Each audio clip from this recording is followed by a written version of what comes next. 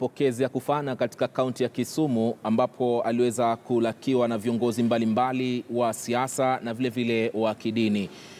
Gavana wa kaunti ya Kisumu Jack Ranguma, mbunge wa Karachuonyo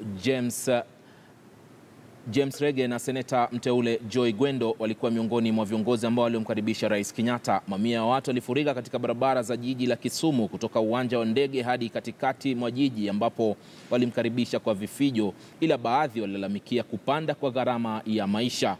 Aliposimama kuwahutubia wananchi hao, Rais Kenyatta alisisitiza amani wakati huu wa uchaguzi na kuwataka vijana kutokubali kutumiwa kuzua vurugu wakati wa kampeni na uchaguzi kwa ujumla.